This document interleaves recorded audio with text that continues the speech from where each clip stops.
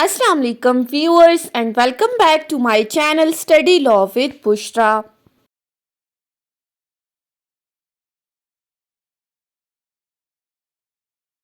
So we were discussing Civil Procedure Code 1908 and in this video we are going to discuss Order 7 of CPC.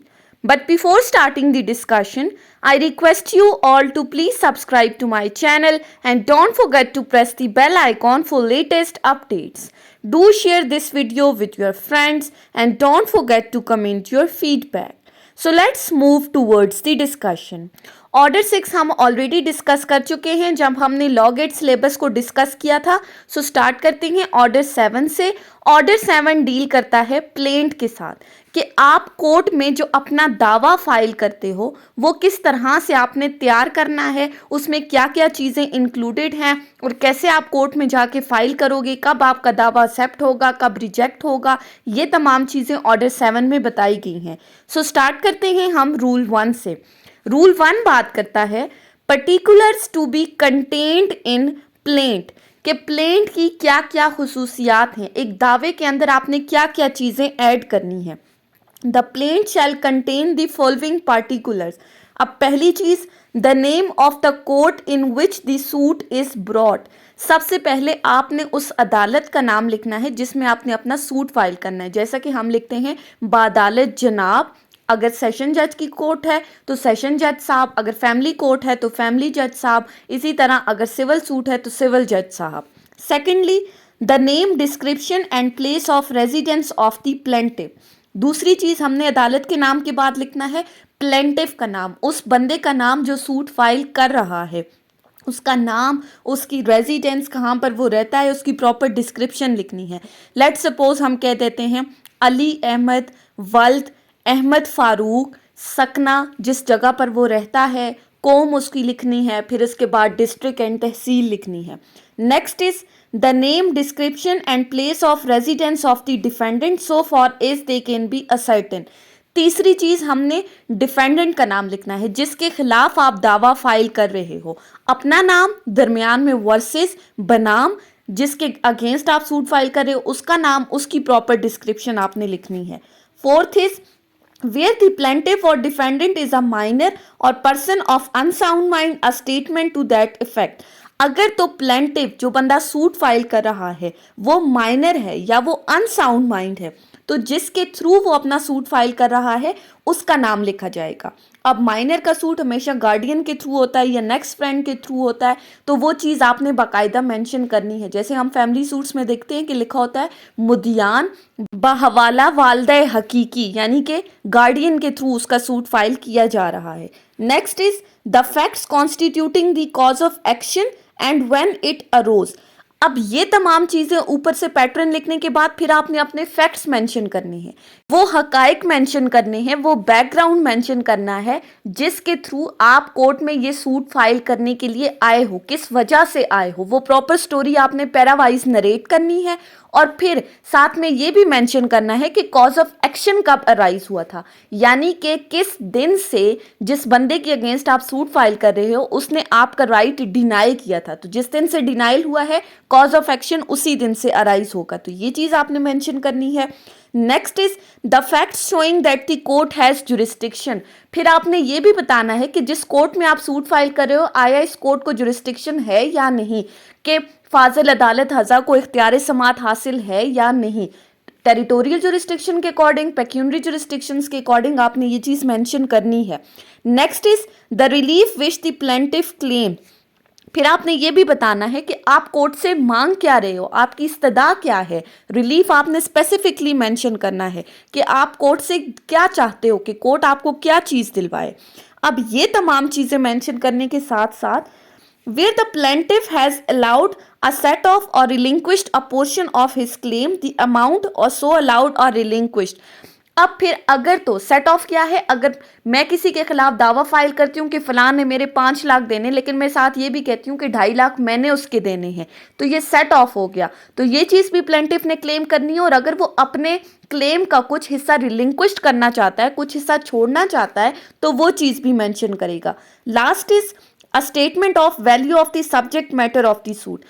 फिर आपने last में अपने suit की estimated value भी mention करनी है for the purposes of the court fee. So ये कुछ पर्टिकुलर्स हैं प्लेंट के, जिनके हिसाब से आपने अपना दावा तैयार करना है, आपने अपनी प्लेंट तैयार करनी है। कोर्ट का नाम, पार्टीज का नाम, फैक्ट्स लिखने हैं, कॉज ऑफ एक्शन अराइज हुआ, कोर्ट को जुरिस्डिक्शन हासिल है, रिलीफ आप क्या मांग रहे हो, फिर उसके बाद आपने अपनी एस्टिमेटेड वैल्यू बतानी है कोर्ट फी के अकॉर्डिंग। सो ये तमाम चीज़ें आप लाइन बाय लाइन लिखोगे तो तब आपकी प्लेंट तैयार हो जाएगी। So that was rule 1। अब आ जाते हैं रूल 2 के ऊपर।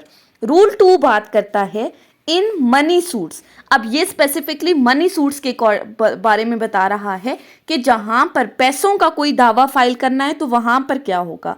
Where the plaintiff seeks the recovery of money, the plaintiff shall state the precise amount claim। जहां पर प्लेंटिफ ने कोई सूट फाइल किया है रिकवरी ऑफ द मनी का, कोई मनी सूट है, पैसों की रिकवरी का कोई सूट फाइल किया है, तो प्लेंटिफ के लिए कंपलसरी है कि वो अपनी प्लेंट के अंदर प्रिसाइसली स्पेसिफिकली वो अमाउंट मेंशन करेगा जिस अमाउंट के लिए वो कोर्ट में सूट फाइल करने आया है। But where the plaintiff sues for mean profit or for an amount which will be found due to him on taking unsettled account between him and defendant, the plaintiff shall state approximately the amount or value sued for।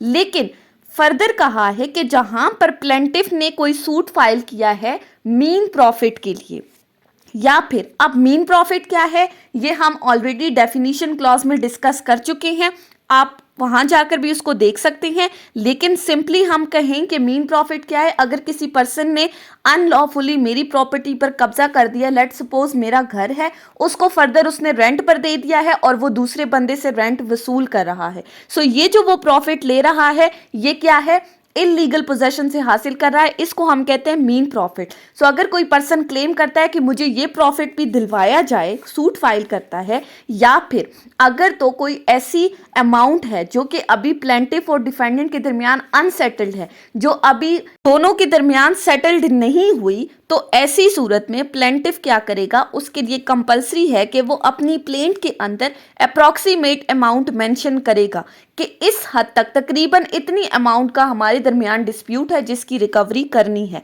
So rule 2 ने कहा money suits में आपने precise amount mention करनी है, लेकिन जहां पर amount अभी अनसेटल्ड है तो आपने अप्रॉक्सीमेटली कुछ अमाउंट मेंशन करनी है। नेक्स्ट है हमारे पास रूल 3। रूल 3 बात करता है where the subject matter of the suit is immovable property. अब रूल 3 में कहा है कि जहां पर इमूवेबल प्रॉपर्टी से रिलेटेड कोई सूट फाइल किया जा रहा है तो वहां पर क्या सिचुएशन होगी। Where the subject matter of the suit is immovable property, the plaint shall contain a description of the property sufficient to identify it, and in such case property can be identified by boundaries or numbers in a record of the statement of the survey. The plaint shall specify such boundaries or numbers। Rule 3 कहता है कि जहां पर immovable property से related किसी भी तरह का कोई सूट फाइल किया गया है, चाहे उसकी पोजेशन से रिलेटेड है या किसी भी तरह से, तो ऐसी सूरत में आपने उस प्रॉपर्टी की प्रॉपर डिटेल्स मेंशन करनी है अपनी प्लेंट के अंदर। प्रॉपर्टी की पूरी डिस्क्रिप्शन बतानी है कि वो प्रॉपर्टी कहाँ लोकेट कर रही है, उसका खसरा नंबर क्या है, उसके इर्द गिर्द कौन कौन सी प्रॉपर्टीज़ हैं, मशरिक, मगरिब, शमाल, जनूब, ये तमाम चीज़ें आपने इसके अकॉर्डिंग अपनी उस प्रॉपर्टी की डिस्क्रिप्शन बतानी है। नेक्स्ट है हमारे पास रूल 4। रूल 4 बात करता है where the plaintiff sues as representative. अब रूल 4 में बताया है कि जहां पर रिप्रेजेंटेटिव कैपेसिटी में कोई सूट फाइल किया जा रहा है प्लेंटिफ की तरफ से। अब रिप्रेजेंटेटिव सूट ऑर्डर 1 रूल 8 में हम ऑलरेडी डिस्कस कर चुके हैं, उसका लिंक मैंने डिस्क्रिप्शन में भी ऐड कर दिया है और यहाँ पर भी मैं मेंशन कर रही हूँ, आप इसको क्लिक करके चेक कर सकते हैं कि रिप्रेजेंटेटिव सूट क्या है। Simply representative suit is a suit जहां पर एक बंदा बहुत सारे लोगों के बिहाफ पे जाके उनका एज रिप्रेजेंटेटिव सूट फाइल कर रहा है, यानी कि डिस्प्यूट बहुत सारे लोगों के दरमियान है और वो किसी एक बंदे को अपना रिप्रेजेंटेटिव बनाकर उसके थ्रू कोर्ट में सूट फाइल करते हैं। सो रूल 4 कहता है कि जहां पर प्लेंटिफ रिप्रेजेंटेटिव कैरेक्टर में सूट फाइल कर रहा है, the plaint shall show not only that he has an actual interest in the subject matter but he has taken the step necessary to enable him to institute a suit concerning it. तो उसने अपनी plaint के अंदर ना सिर्फ ये mention करना है कि उसका इस सूट के अंदर इंटरेस्ट कितना है, बल्कि वो तमाम स्टेप्स भी मेंशन करने हैं जिसके थ्रू वो कोर्ट में ये सूट लेकर आया है, यानी कि उसे पार्टीज की तरफ से पावर ऑफ अटॉर्नी दी गई थी या जिस भी तरह से उसको एज रिप्रेजेंटेटिव बनाया था, वो तमाम चीजें उसने मेंशन करनी है। नेक्स्ट है हमारे पास रूल 5। रूल 5 बात करता है defendants interest and liability to be shown. Rule 5 में कहा है the plaint shall show that the defendant is or claim to be interested in the subject matter and that he is liable to be called upon to answer the plaintiff's demand. Plaint में plaintiff ने अपने claim के साथ साथ, अपने relief के साथ साथ ये चीज़ भी मेंशन करनी है कि डिफेंडेंट का क्लेम क्या है, डिफेंडेंट के ऊपर क्या क्या लाइबिलिटीज आ रही हैं, ताकि डिफेंडेंट कोर्ट के अंदर आके उन तमाम क्लेम्स को, उन तमाम लाइबिलिटीज का आंसर दे सके कोर्ट को। सो प्लेंटिफ के लिए ज़रूरी है कि अपने क्लेम के साथ साथ उसने डिफेंडेंट की लाइबिलिटीज भी बतानी है। Next is rule 6। रूल 6 बात करता है grounds of exemption from limitation law. Where the suit is instituted after the expiration of the period prescribed by the law of limitation, the plaintiff shall show the grounds upon which the exemption from such law is claimed. अब इस rule में बताया गया है कि अगर तो आप अपना सूट इंस्टीट्यूट कर रहे हो उस टाइम पीरियड के बाद, जो time period law of limitation 1908 में बताया गया है, इस लॉ के अंदर हमें बेसिकली बताया गया है कि सूट्स फाइल करने के लिए टाइम पीरियड कितना है, आप फलां चीज़ से रिलेटेड कितने अरसे में सूट फाइल कर सकते हो। कुछ सूट्स आप 3 साल में फाइल कर सकते हो, कुछ 6 साल में, कुछ 12 साल में। तो अगर आप ये टाइम पीरियड एक्सपायर होने के बाद अपना कोई सूट कोर्ट में फाइल कर रहे हो तो आपने अपनी प्लेंट के अंदर ये चीज़ मेंशन करनी है कि किन रीजंस की वजह से आपका सूट डिले हुआ है, किन वजूहात की बिना पर आप देर से कोर्ट में आए हो, ये तमाम चीज़ें आपने मेंशन करनी है। Next is rule 7। रूल 7 बात करता है relief to be specifically stated. अब रूल 1 में हमने कहा कि रिलीफ आपने मस्ट क्लेम करना है, रूल 7 कह रहा है कि रिलीफ स्पेसिफिकली बताना है। Every plaint shall state specifically the relief which the plaintiff claims either simple or in alternative, and it shall not be necessary to ask for general or other relief which may be given as the court may think just to same extent as if it had been asked for. Rule 7 कहता है कि हर वो plaint जो plaintiff court में file कर रहा है, उस प्लेंट में जो आपने अपनी प्रेयर है, जो रिलीफ है, जो इस्तदा है, वो स्पेसिफिकली बतानी है कि आप कोर्ट से डिमांड क्या कर रहे हो, आप कोर्ट से क्या चाहते हो, कोर्ट आपका राइट आपको किस तरह से दिलवाए, आपका कौन सा राइट डिनाई हुआ है। सो स्पेसिफिकली आपने ये चीज़ मेंशन करनी है और वो चीज़ मेंशन करने की ज़रूरत नहीं है जो कोर्ट आपको ऑटोमेटिकली रिलीफ प्रोवाइड करेगी। The same rule apply to relief claimed by defendant in his written statement. यही रूल डिफेंडेंट के लिए भी है कि उसने अपनी रिटन स्टेटमेंट में स्पेसिफिकली क्लेम करना है कि वो कोर्ट से क्या रिलीफ चाहता है। नेक्स्ट है हमारे पास रूल 8। रूल 8 बात करता है relief founded on separate grounds. Where the plaintiff seeks the relief in respect of several distinct claims or causes of action founded on separate and distinct ground, they shall be stated as far as may be separately and distinctly. Rule 8 में बात की है कि जहां पर plaintiff different causes of action से related कोई relief claim कर रहा है। अब हमने ऑर्डर 2 में ये चीज डिस्कस की थी कि डिफरेंट कॉजेज ऑफ एक्शंस को क्लब करके भी आप एक सूट फाइल कर सकते हो। सो जहां पर plaintiff different causes of action से रिलेटेड कोई रिलीफ क्लेम कर रहा है सेपरेट ग्राउंड्स के ऊपर, तो आपने वो चीज सेपरेटली मेंशन करनी है, सेपरेटली कोर्ट से वो रिलीफ क्लेम करना है। नेक्स्ट है हमारे पास रूल 9। रूल 9 बात करता है procedure of admitting plaint concise statement. Rule 9 में अब प्रोसीजर बता दिया है कि आपकी प्लेंट एडमिट हो जाती है तो फिर क्या होगा। The plaintiff shall endorse on the plaint or annex thereto a list of the documents which he has produced along with it.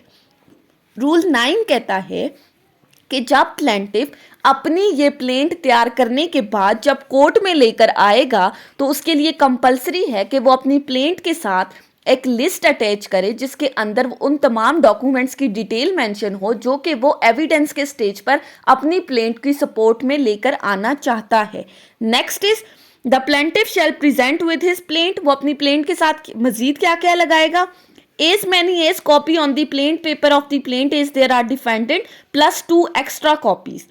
Plaint के साथ कॉपीज ऑफ द प्लेंट भी लाएगा जितने डिफेंडेंट्स हैं, यानी कि जिनके खिलाफ आप केस फाइल कर रहे हो वो जितने भी डिफेंडेंट्स हैं उनके हिसाब से आपने अपनी प्लेंट के साथ वो कॉपीज लानी है और साथ ही साथ 2 एक्स्ट्रा कॉपीज भी लानी है। Unless the court by the reason of the length of the plaint और नंबर ऑफ डिफेंडेंट और for any sufficient reasons permit him to present a like number of concise statement of the claim made or relief claimed in the suit।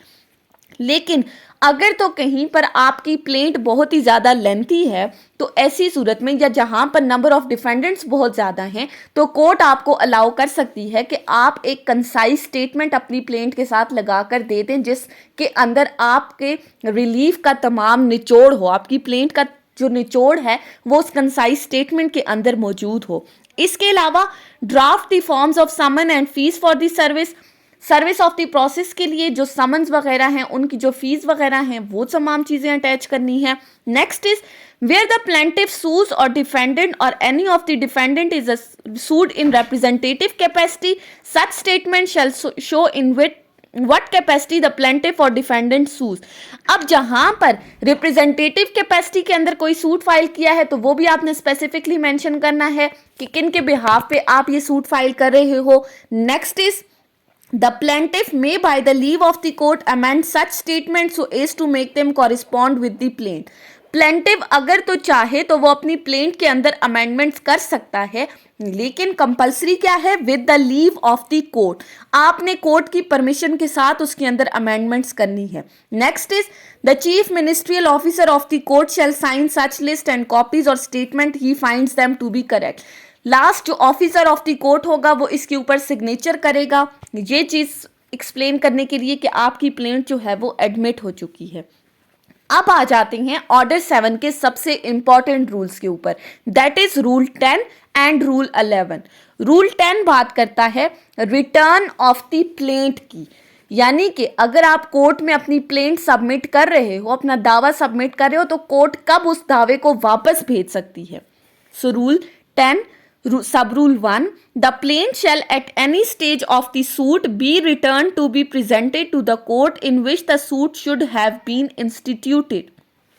Rule 1 कहता है कि plaint जब आप court में submit करते हो तो किसी भी स्टेज पे आपकी ये प्लेंट आपको वापस की जा सकती है सिर्फ और सिर्फ इस सूरत में कि आपने जिस कोर्ट में अपनी प्लेंट सबमिट की है उस कोर्ट को जुरिस्डिक्शन हासिल नहीं है।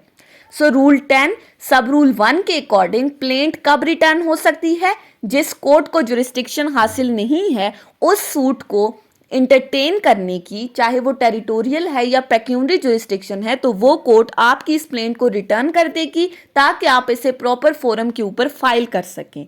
सब rule 2 Procedure on returning plaint। On returning a plaint, the judge shall endorse there on the date of its presentation, return, the name of party presenting it, and brief statement of the reasons for returning it। जब आपकी plaint return की जाएगी तो उस वक्त court क्या चीज़ लिखेगी अपने order के अंदर कि कब ये वाली प्लेंट प्रेजेंट की गई थी कोर्ट के अंदर, नेम ऑफ द पार्टीज लिखेगी, ब्रीफ स्टेटमेंट लिखिएगी कि किन वजूहात की बिना पर ये प्लेंट रिटर्न की जा रही है और फिर ऑर्डर पास करके आपकी प्लेंट आपको वापस कर दी जाएगी। सो याद रखें कि रूल 10 जो रिटर्न ऑफ प्लेंट के साथ डील करता है वो हमेशा जुरिस्डिक्शन की बेसिस पे आपको आपकी प्लेंट रिटर्न कर दी जाती है। इसके बरअक्स अगर हम चले जाएं अपने रूल 11 के ऊपर तो रूल 11 क्या कहता है? वो बात करता है रिजेक्शन ऑफ द प्लेंट की। अब रिटर्न और रिजेक्शन में डिफरेंस है और वो डिफरेंस क्या है कि प्लेंट रिटर्न होती है हमेशा जहां पर जुरिस्डिक्शन का इशू आ रहा है। रिजेक्शन किन केसेस में होती है ये रूल 11 हमें बता रहा है। शेल का वर्ड यूज हुआ है, सो हम वन बाय वन डिस्कस करते हैं।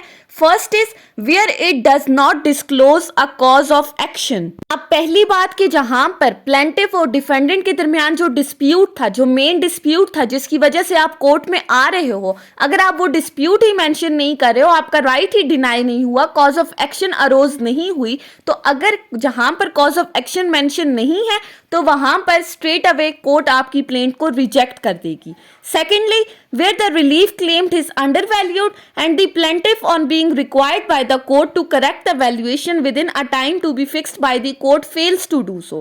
जहां पर जो रिलीफ आप क्लेम कर रहे हो वो अंडरवैल्यूड है और कोर्ट ने आपको बकायदा टाइम भी दिया था कि इतने टाइम पीरियड के अंदर आप इसकी वैल्यूएशन को करेक्ट कर दो, लेकिन आप ऐसा करने में नाकाम हो गए हो, तो फिर आपकी प्लेंट को रिजेक्ट कर दिया जाएगा। Third, where the relief claim is properly valued but the plaint is written upon the paper insufficiently stamped and the plaintiff on being required by the court to supply the requisite stamp paper within a time to be fixed by the court fails to do so। Third, जहां पर आपका relief तो properly valued था लेकिन जो आपने stamp paper लगाए हैं इसके साथ वो कम वैल्यू के लगाए हैं और कोर्ट ने आपको बकायदा टाइम प्रोवाइड किया था कि आप प्रॉपरली स्टैम्प पेपर इसके साथ अटैच करें प्रॉपर वैल्यू के, लेकिन आप ऐसा करने में नाकाम हो गए हो तो फिर भी आपकी प्लेंट को रिजेक्ट किया जाएगा। And lastly, where the suit appears from the statement in the plaint to be barred by the law.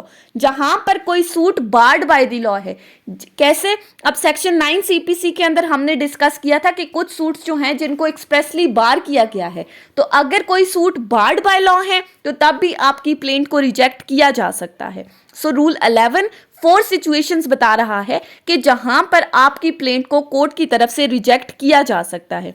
So plaint return होगी जुरिस्डिक्शन की कॉज के ऊपर और रिजेक्शन होगी इन 4 कॉजेस के ऊपर। सो इन दोनों के दरमियान का जो डिफरेंस है रूल 10 और रूल 11 का, वो आपने याद रखना है। अब आ जाते हैं नेक्स्ट रूल के ऊपर जो कि है रूल 12। रूल 12 बात करता है procedure on rejecting plaint. Rule 12 में कहा गया है where a plaint is rejected, the judge shall record an order to that effect with the reasons for such order। अब वही बात जैसे हमने रिटर्न के केस में कही थी कि जब भी प्लेंट कोर्ट की तरफ से रिजेक्ट की जाएगी तो उस कोर्ट का जज बाकायदा एक ऑर्डर पास करेगा जिसके अंदर वो रीजंस मेंशन करेगा कि इन तमाम 4 सिचुएशंस में से किस बेस पर इस प्लेंटिफ की प्लेंट को रिजेक्ट किया जा रहा है। अब रीजंस मेंशन करना क्यों जरूरी है कि रूल 11 में जो हमने सिचुएशंस पढ़ी हैं उनमें से किन बेस के ऊपर, किस सिचुएशन को बेस बनाकर प्लेंटिफ की प्लेंट को रिजेक्ट किया गया है। नेक्स्ट है हमारे पास रूल 13। रूल 13 बात करता है where the rejection of the plaint does not preclude the presentation of fresh plaint. अब इस रूल में क्या कहा गया है? The rejection of the plaint on any of the grounds mentioned herein before shall not of its own force preclude the plaintiff from presenting a fresh plaint in respect of the same cause of action. कि वो तमाम grounds जो हमने इससे पहले discuss किए हैं rule 11 में, उनमें से अगर किसी एक ग्राउंड के ऊपर भी प्लेंटिफ की प्लेंट रिजेक्ट हो जाती है तो इसका मतलब ये नहीं है कि अब वो फ्रेश सूट फाइल नहीं कर सकता। जब सूट डिसमिस हो जाता है तो सेम कॉज ऑफ एक्शन के ऊपर आप दोबारा सूट फाइल नहीं कर सकते, वहां पर रेस जुडिकाटा अप्लाई हो जाता है। लेकिन रूल 13 कहता है कि प्लेंट की रिजेक्शन के केस में आप सेम कॉज ऑफ एक्शन के ऊपर फ्रेश प्लेंट फाइल कर सकते हो, यहां पर रेस जुडिकाटा अप्लाई नहीं होगा। ये थी हमारी आज की discussion order 7 CPC rule 1 till rule 13। हमने बहुत डिटेल में इन रूल्स को डिस्कस किया है। नेक्स्ट वीडियो में हम रूल 14 से डिस्कस करेंगे जो डॉक्यूमेंट्स की बात कर रहा है जो हमने अपनी प्लेंट के साथ अटैच करने हैं। So that's all for today's discussion. I hope कि आपको ये लेक्चर समझ में आया होगा अगर आपने इस वीडियो को अटेंटिवली सुना है तो। अगर आपको ये वीडियो अच्छी लगी है तो इस वीडियो को लाइक करें, कमेंट करें और चैनल को ज़रूर सब्सक्राइब करें। Thank you so much for watching this video. Till then, अल्लाह हाफिज़।